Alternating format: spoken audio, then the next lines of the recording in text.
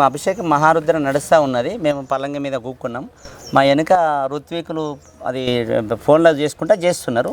అది ఎప్పుడు వచ్చి పన్నదో రుద్రాక్షలలో వన్నది. వాస్తవంగా మెల్లగా ఇక్కడ నుంచి అటు పోగా వీళ్ళు జల్లు మన అందరూ ఒక్కడసారి లేచి నయ్యగలరు. అందరూ ఏమైంది అంటే పాము ఉన్నట్టు ఏమన్నది. మీరు అట్లనే కూక నేను కూడా లేవలే. ఇక వాళ్ళు ఫోటోలు తీస్తున్నారు. వాళ్ళు ఏడు ఉన్నది ఎట్లా ఉన్నది అంటే ముఖం లోపలికి వస్తున్నది పోతున్నది, అత్తున్నది పోతున్నది. ఇక అందరు వాళ్ళ దృష్టి మొత్తం మానే ఉన్నది. అభిషేకం చేస్తూ ఉన్నాం, నడుస్తూ ఉన్నది. ఇంక అందరు కూడా చాలామంది కూడా చూశారు. కానీ ఏ రూపంలో వచ్చినా ఒక ఆత్మ రూపంలో వచ్చిండు పరమాత్మ. మేము అదే ఆనందపడ్డాం. ఆ వీడియోలో మేము క్లియర్గా చూసింది ఏంటంటే ఆ రుద్రాక్షల లోపల కూడా ఆ ముఖం అనేది బయటకు వస్తూ ఉంది, తలకాయ వస్తూ ఉంది, లోపలికి వెళ్తా ఉంది. అదంతా చూసిన తర్వాత దైవం మనుష్య రూపేనా అని అనుకుంటా ఉన్నాం. కాకపోతే ఒక పాము రూపంలో నేను ఇక్కడ ఉన్నాను అని చెప్పేసి తెలియడానికి అంటే చెప్పడానికి వచ్చినాడేమో అన్నట్టుగా కూడా నిజంగానే మేము కూడా అదే అనుకున్నాం. భగవంతుడు మన ఆనందాన్ని పొంది అంటే శివుడే ఆయన ధరించిన యొక్క భూషణం ఇక్కడ ఆ లింగం కూడా ధరించిందని నిన్న మేము ఆనందపడ్డాం. నిన్న అందరం కూడా ఆనందపడ్డాం. ఇంకా అదే కాదు, మేము ఇప్పుడు ఇది నిష్ఠ మందిరం ఉన్నది. ఇంత దొడ్డు నాంబం ఎప్పుడు వంటా ఉంటుంది, పోతూ ఉంటుంది, వస్తూ ఉంటుంది. వాస్తవంగా కొద్ది మంది కళ్ళలో పడుతుంది, కొద్ది మంది కళ్ళలో పడది. ఈ ప్రాంతం అంతా కూడా పాములు తిరిగిన స్థలమే. ఆయన స్థలంలో మనం వచ్చినాం. కానీ ఇప్పటికీ ఆయన అనుగ్రహంతో ఎవ్వరికి ఎలాంటి ఇది కాలేదు, దర్శనం ఇచ్చినా వెళ్ళిపోయినాయి. అట్లా అంటే అలాంటి ఒక పవిత్రం అంటే మనము ఎంత పెద్ద జంతు అనేది చూడండి మీరు. అంటే వాస్తవంగా శివుడు ఉన్నాడు. శివుడు మెడలు ఏమున్నాయి? అన్ని భూషణం అంతా నాగంబాబు. మరి శివుడి వాహనం ఏమున్నది? నంది ఉన్నది. మరి అమ్మవారు ఉన్నది. అమ్మవారి వాహనం ఏంది? పులి. మరి మన నందికి పులికి ఇదేనా? ఎంత ఇది ఉంటుంది.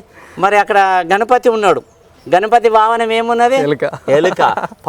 పాములు శివుడి మెడలు ఉన్నప్పటికీ అవి ఎప్పుడు అతడు అందుకుంటాను ఎప్పుడు దుష్మన్. అంటే మనం కూడా ఎంత మంచి కుటుంబంలో ఉన్నా ప్రేమ ఆత్మీయతో ఉండాలని అర్థం. అలాంటి జంతువులే అంత ప్రేమతో ఉన్నాయే.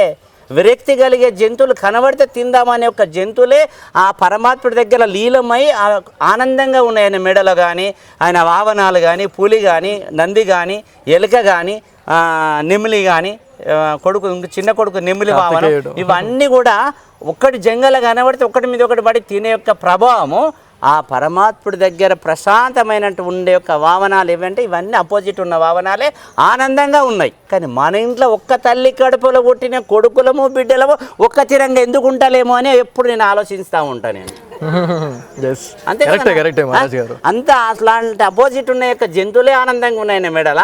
కాబట్టి మనం ఇంతకాలము ఈర్ష్య, ద్వేషము, కోపము యారల మీద, అక్కయ్యల మీద, అన్నదమ్ముల మీద ఎందుకు వచ్చేది?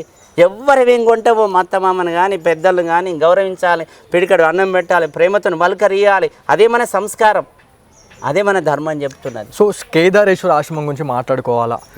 భారతదేశంలో కేదార్నాథ్లోనే ఒక ఆలయం ఉంది. కాకపోతే తెలంగాణలోని నిజామాబాద్ జిల్లాలోని ఆర్మూర్ నియోజకవర్గంలో గల నందిపేట, పల్లిగుట్ట కేదారేశ్వర ఆశ్రమం. ఈ కేదారేశ్వర ఆశ్రమం అని పేరు ఎలా వచ్చింది అనేది చాలా మందికి ఉన్న క్వశ్చన్ స్వామిజీ. వాస్తవంగా మేము కూడా మాకు కేదార్నాథ్ తెలియదు. ఒక 30-40 ఏళ్ళ కింద మాకు తెలియదు. ఇక్కడ మాకు ఐలాపురం అనే ఒక భక్తురాలు ఉండే. ఆ భక్తురాలు చాలాసార్లు కేదార్నాథ్ పోయొచ్చిన తర్వాత ఇక్కడ అప్పుడే మనకు పందిరే ఉంటుండే, దర్శనం వెనక పందిరే ఉంటుండే. ఆమె దర్శనంకి వచ్చింది. ఇది సేమ్ నా కేదార్నాథ్లో ఉన్నట్టే ఉన్నది అని ఆమె మనసులో అనుకుంటుంది. కానీ ఎవరో ఎన్నికేళ్ళు కొట్టుతున్నారు, లగంచాని ఆమె నాబాద్ చేసే వరకు కేదార్నాథ్ అంటే ఏమమ్మా నువ్వు కేదార్నాథ్ అంటున్నావు, నువ్వు పోయింది దాకా ఈడ కూడా నువ్వు కేదార్నాథ్ అంటున్నావా అని కేదార్నాథ్ మేమన్నాం. అనే వరకల్లా లేదు, నీకు అక్కడిదే ఇన్ని పడుతున్నది, అక్కడిదే కనబడుతున్నది, సేమ్ అట్లా ఉన్నదంటే అప్పుడు మా బామ్మల తాతగారి ఇంకా మేము పెద్దలు ఆ ఆశ్రమం వాళ్ళు మరి కేదార్నాథ్ ఆశ్రమం పెడదామా, ఆమె అంత మంచి మహాభక్తురాలు, ఆమె ఇది ఐలాపురం మంచి భక్తురాలు. ఆమె ఎప్పుడైతే మనకు చేసిందో అదే పేరు పెడదామని కేదార్నాథ్ అని పేరు పెట్టాను.